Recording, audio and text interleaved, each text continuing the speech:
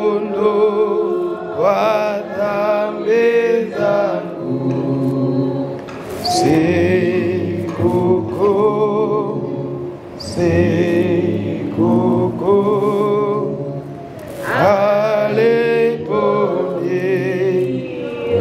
aliponiokoa Yesu. Jina la Bwana libarikiwe. Amen. Na kusalimu katika jina la Yesu. Naomba angalau kama itawezekana kwa hizi dakika ziliopo nigusie mambo kadhaa, lakini siamini kama muda huu utatosha. Tulizungumza habari za huduma ya mwanamke, lakini kuna pointi ambazo tutaenda kuzungumza siku ya leo. Bwana mitambo, tunaomba maandiko hayo mawili ambayo wasomaji wawili wazuri watusaidie kusoma.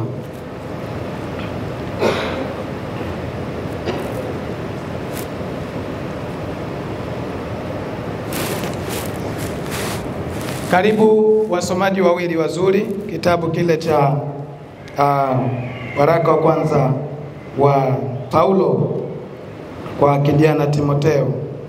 Waraka wa kwanza wa Paulo kwa Timotheo, na ule waraka wa kwanza wa Paulo kwa Korinto, sura ya 2:12. Hawapo wasomaji? Kama hawapo nasoma mwenyewe. Waraka wa kwanza wa Timotheo sura ya 2:12-15 inasemaje pale?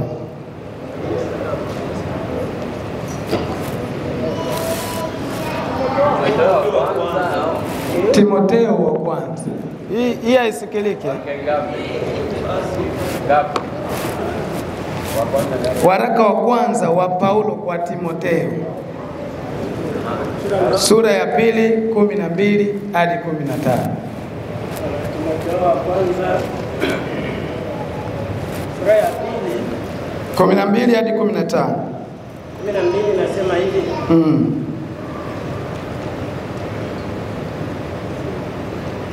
Bwana Yesu asifiwe.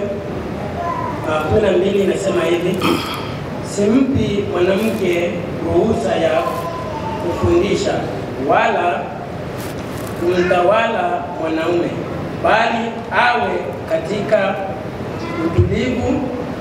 Amina. Endelee. Haya, ishia tu hapo. Twende Wakorintho wa kwanza.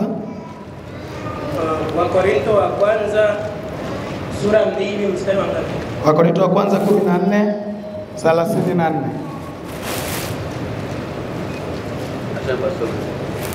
Soma. 34. 14:34. Wakorintho wa kwanza 14:34 hadi 38. Huo mstari mmoja tu. Wanawake wanyamanze katika kanisa, maana hawana ruhusa kunena, bali watii, kama vile inenavyo Torati nayo. Amen.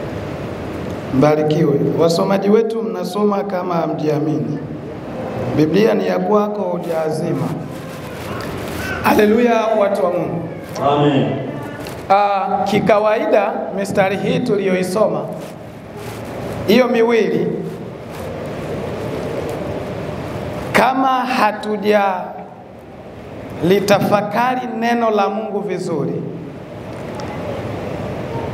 hatuwezi kumruhusu mwanamke hapa mbele. Na shida ambayo inasumbua ni kwamba kama tukikubaliana na mistari hii directly, kwa maana hiyo kila mwanamke aliyoko hapa hatakiwi hata kuuliza swali, sio tu kuhudumia. Kwa maana hiyo sinaikwaya yote tuiweke chini, tubaki na Ezra na Bwana Espoir, kwa sababu nayo ni huduma. Haleluya. Ndio maana haya mambo yanalichanganya kanisa. Haya mambo yanalichanganya kanisa kwa sababu Wapo walimu ambao wameingia. Mtume Petro aliliona mapema, sio leo.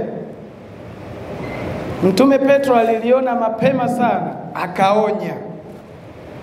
Mtume Petro anasema hivi kwenye waraka wake wa pili sura ya 3:15, anasema hivi: nanyi uhesabuni uvumilivu wa Bwana wetu kuwa ni wokovu, kama vile na ndugu yetu mpenzi Paulo alivyowaandikia kwa hekima aliyopewa. Hiyo ni pointi ya kuzingatia. Alivyowaandikia kwa hekima aliyopewa. Tutarejea hilo neno. 16. Vile vile kama katika nyaraka zake zote pia, akitoa humo habari za mambo hayo, katika nyaraka hizo yamo mambo ambayo ni vigumu. Amen. Narudia mistari hii ikusaidie. Vile vile mstari wa 16. Vile vile kama katika nyaraka zake zote pia, hakitoa humo habari za mambo hayo, katika nyaraka hizo yamo mambo ambayo ni vigumu kuelewa, na mambo hayo watu wasio na elimu, wasio imara uyapotoa, kama vile wayapotoavyo na maandiko mengine kwa uvunjifu wao wenyewe. Unasikia Petro alichokisema kwa habari ya nyaraka za Paulo, kwamba nyaraka za Paulo ziliandikwa kwa hekima aliyoipewa, ambayo hekima hiyo ni sehemu ya utendaji wa Roho kwenye maisha ya mtu. Kwa sababu kuna sehemu katika utendaji wa Roho, kuna sehemu inaitwa roho wa hekima. Mtume Paulo alipoandika, hajaandika kwa falsafa za elimu ya duniani. Kwa maana hiyo ni kwamba hata ungekuwa msomi wa namna gani, uwezi ukazieleza kwa ufasaha nyaraka za Paulo. Ni lazima uipokee hekima kama ile aliyoipokea wakati anaandika, ili uwe na ufunuo sahihi wa kueleza na kutafsiri nyaraka alizozitoa.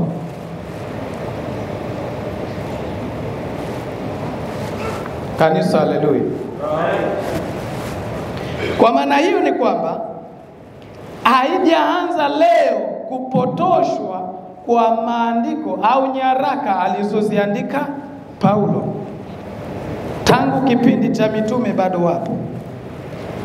Kwa hiyo sasa, kitu ambacho tunatakiwa kukielewa ni kwamba haya mistari ambayo tumeyasoma yanaeleweka vizuri, ila tu watu ambao hawana elimu wanajaribu kuyabeba tofauti na yalivyo. Kabla ya kwenda mbali sana, naomba tuangalie nyaraka hizo kwa umakini. Haleluya. Tuziangalie kwa umakini tu, zitatupa majibu zenyewe. Timotheo wa kwanza 12.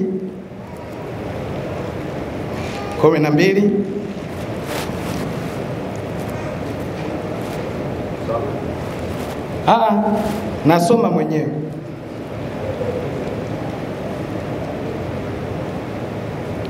Anasema hivi kwamba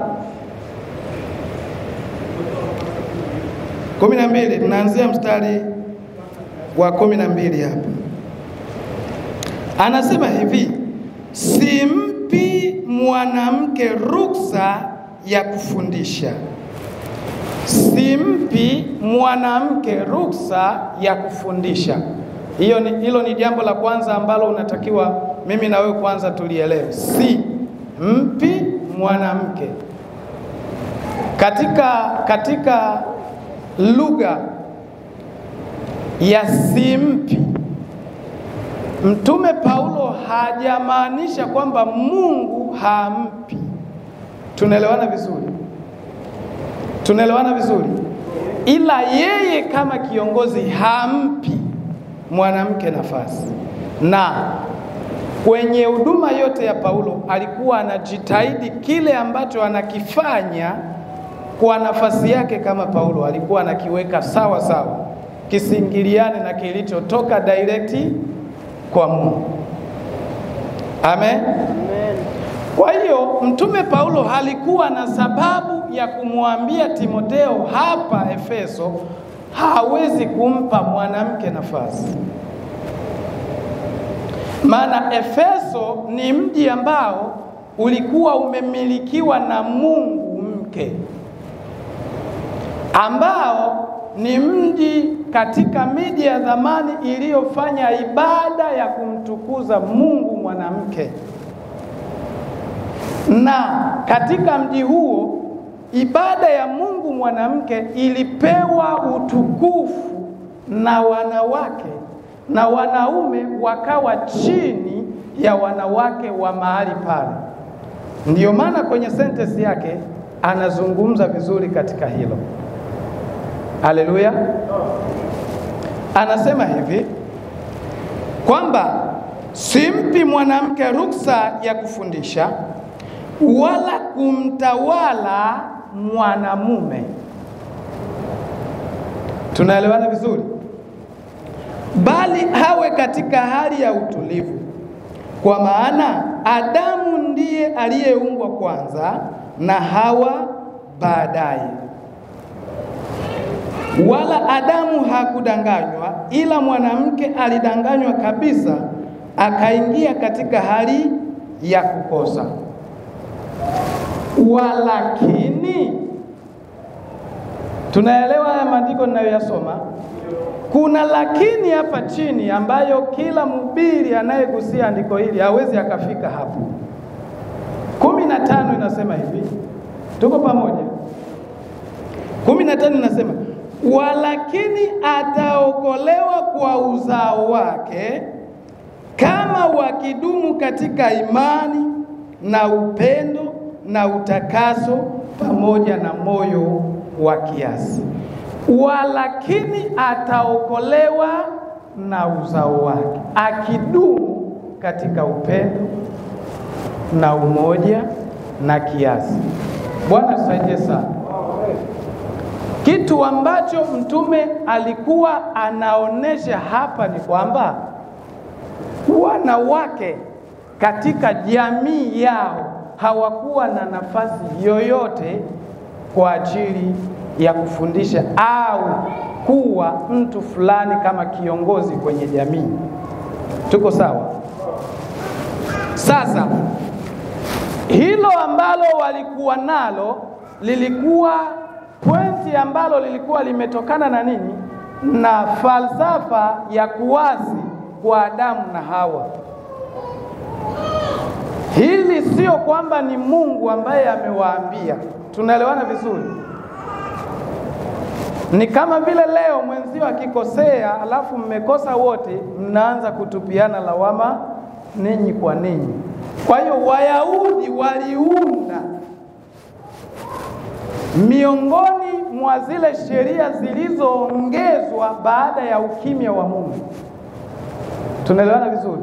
Kwa sababu mtume Paulo lazima agusie baadhi ya mambo ambayo alisoma kipindi ambacho alikuwa mwanafunzi wa Torati ya Kiyahudi. Na Torati ya Kiyahudi ilikuwa inazungumza habari hii ya mwanamke, kwamba Adamu halikuwa kwenye Eden wakati tu alipewa mwanamke, na mwanamke akamsababishia Adamu kufanyeje? Kukosa. Kwa hiyo ndio maana hapa tunasoma kwamba kama inenavyo Torati nayo. Hii ni Torati lakini sio iliyotoka kwa Mungu kupitia Musa. Tuelewane vizuri. Ndio maana tukiangalia kwenye vitabu vyote vya Torati na manabii hautakuta hii sheria imeandikwa popote kwamba mwanamke ndiye alikosa na akamsababishia mwanaume kukosa. Lakini kwa sababu kuna kipindi cha ukimya wa Mungu, ila wao waliendelea kufundisha Torati na wakaingiza mapokeo ambayo ni mapokeo ya wazee ambayo hata Yesu alipokuja alianza kuyakemea. Tunaelewana vizuri? Sasa kwa maana hiyo Mtume Paulo alitaka kwanza wanawake wa Efeso watii, kwa sababu hawawezi kuokolewa kutoka kwenye ibada za Mungu mke. Hizo ibada za Mungu mke zilikuwa zinafanyika katika usharati mkubwa. Amen. Mnaweza mkawa kwenye ibada kila mmoja anakuja alivyozaliwa. Yaani zilikuwa ni ibada ambazo zinapotoa maadili kabisa, hayawezi kuelezeka. Amen. Pamoja na kwamba Mama Fisto anapendaga niwe ninasema yote wazi, lakini mengine hayawezi kuelezeka. Ila zilikuwa ni ibada za aibu, uchafu kabisa. Sasa wanawake hao hawapaswi kufika kwenye kusanyiko na kupewa nafasi ya kufundisha. Lazima wakae wanyenyekee. Ndiyo mstari wa 15 unavyoelezea kwamba walakini ni lugha moja au ni sentence moja. Kinachotofautiana hapa ni nini? Ni mistari. Kwamba walakini hao wanawake, walakini ataokolewa kwa uzazi wake kama wakidumu katika imani. Kumbe kifungo hicho ni cha muda. Kesheni alipookolewa yupo kwenye kifungo cha muda, anatakiwa akae kwanza anyenyekee. Amen. Kule kuokolewa na uzao wake ni kule kukaa kwenye kunyenyekea na kujifunza. Utakapokulia imani, tayari umeondolewa katika ile namna ya kwanza uliokuwa nayo, umekuwa katika namna nyingine, kwa sababu uzao wake unaozungumziwa hapa ni Yesu, kwa sababu Yesu ni uzao wa mwanamke, sio uzao wa mwanaume.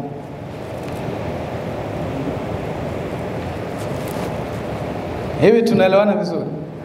Hii nakuelea au nimekuchanganya? Yesu ni uzao wa mwanamke, sio uzao wa mwanaume. Wagalatia 4:4 nasemaje?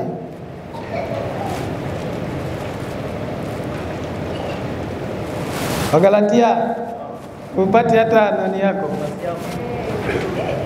Wagalatia ile inasemaje?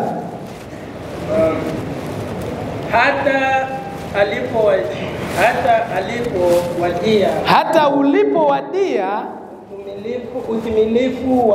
utimilifu wa wakati, Mungu alimtuma mwanawe amezaliwa na mwanamke. Soma vizuri. Amezaliwa, rudilia. Mungu alimtuma, anza mwanzo wa mstari. Anasema hivi. Hata alipowadia utimilifu. Hata ulipowadia utimilifu wa wakati. Mungu alimtuma mwanawe. Ambaye amezaliwa na mwanamke. Ikaa chini. Hilo ndilo ninalolitafuta. Yesu hajazaliwa na mwanaume katika kuja kuvaa mwili, amezaliwa mwanamke. Ndicho kitu ambacho Mtume Paulo sasa anazungumza hapa, kwamba akidumu katika unyenyekevu kwenye imani, Yesu atambadilisha, atakombolewa na uzao wake mwanamke ni Yesu. Bwana tusaidie sana. Kwa maana hiyo ni kwamba haina maana kwamba asizungumze kabisa, lakini anatakiwa azungumze wakati amekwisha kukuzwa na Mwokozi wake na uzao wake, amekwisha kukombolewa. Bwana tusaidie sana. Naomba niwe haraka kwa sababu ya muda.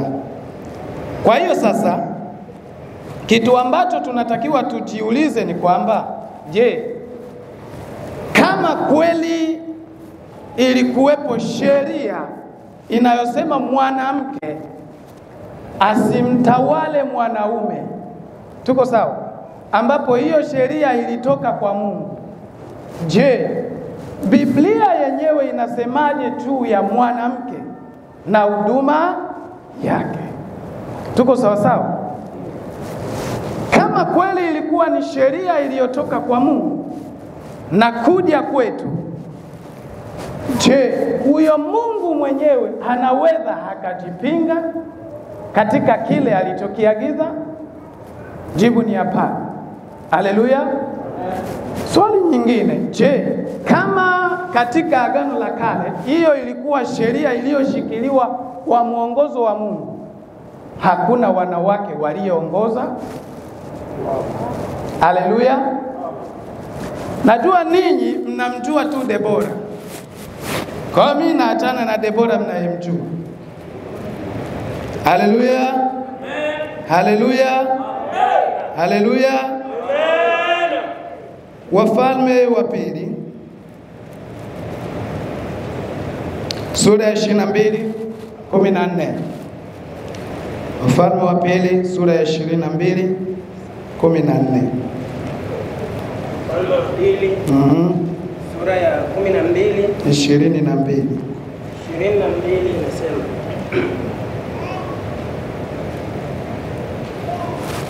Bwana Yesu asifiwe. 14 mstari wa 14. Mstari wa 14. 14 inasema hivi: kwa sababu hiyo fedha. Wafalme wa Pili, acha nisome, mimi nimefika. Sura ya 22 mstari wa 14.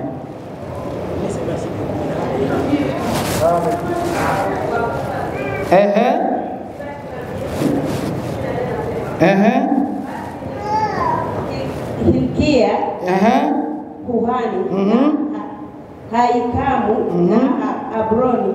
na Abroni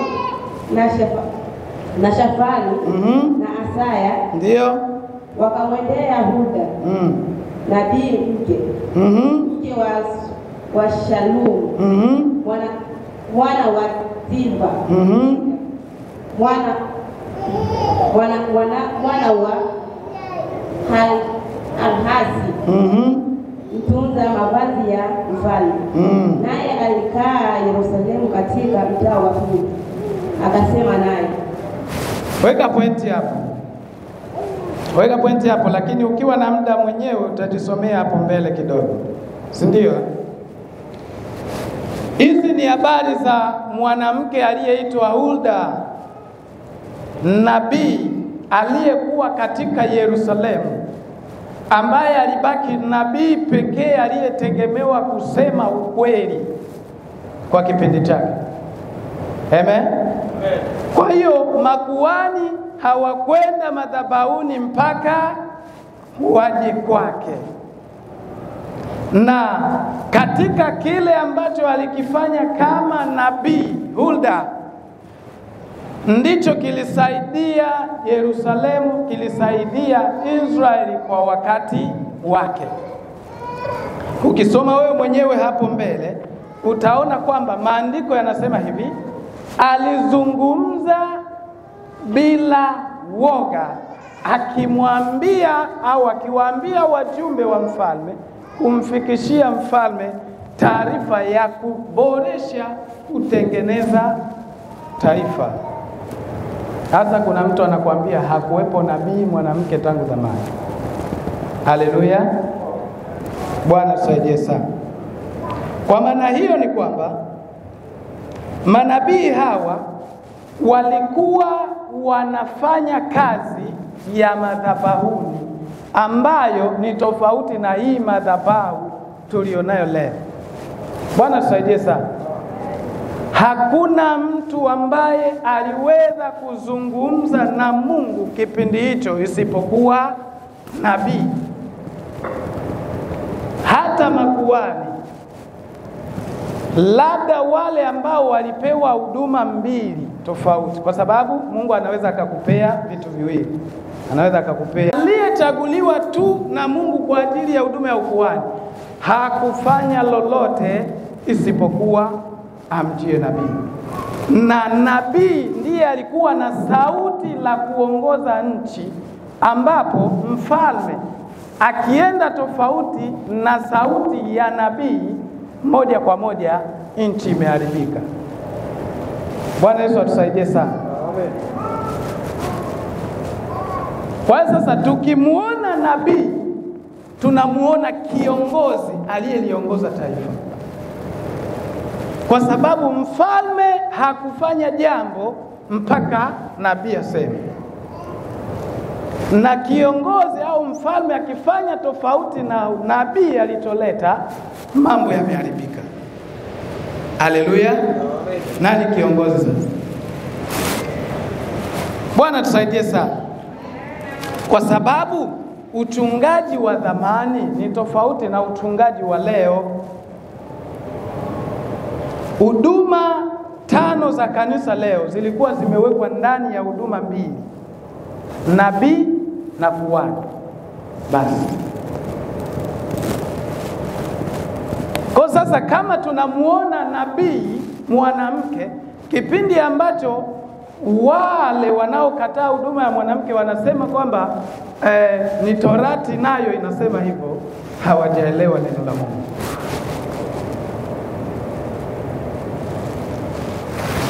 Ualimu ulikuwa ndani ya nabii, uinjilisti ulikuwa ndani ya nabii, uchungaji ulikuwa ndani ya nabii, utume ulikuwa ndani ya nabii, na unabii wenyewe.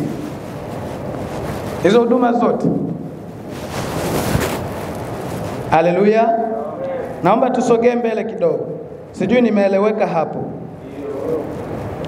Kwa hiyo katika Agano la Kale wapo wanawake wengi waliongoza taifa la Mungu. Tukiangalia habari za Debora, maandiko yanasema kwamba Israeli walimwendea akawaamue au akawaamulie, kwa maana kwamba yeye ndiye alikuwa na neno la mwisho kwenye taifa la Mungu. Mnatakiwa mfanye hiki. Anayetoa mwongozo ni nani? Mwanamke. Haya, sasa huyu Debora aliwekwa na nani?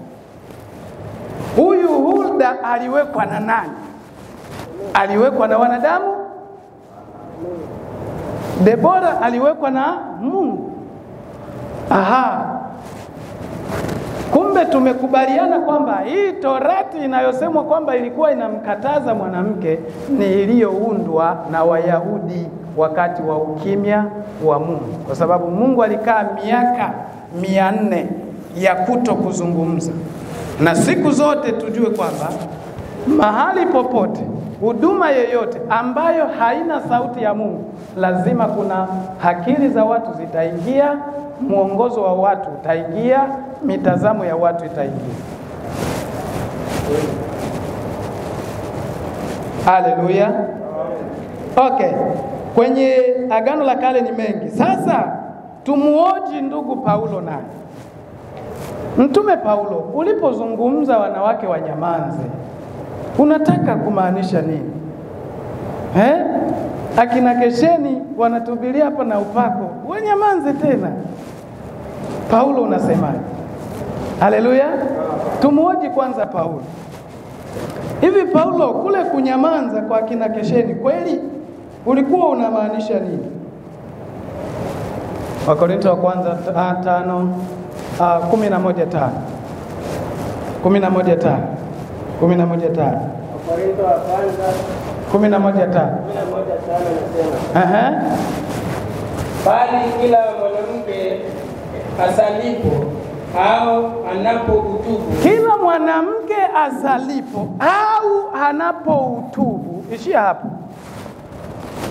Sasa Mtume Paulo anaanza kutuchanganya. Kwenye waraka huo mmoja ndio amezungumza wanyamazi. Kwenye waraka huo tena anazungumza kwamba anaposali mwanamke afunike kitu. Anapoutubu, kuutubu ni nini? Kuhutubu sio kutubu, kuhutubu imekuja kwenye neno hutuba. Imekuja kwenye neno hutuba, kuhutubu sio kuungama. Amen. Kwa kuhutubu ni nini?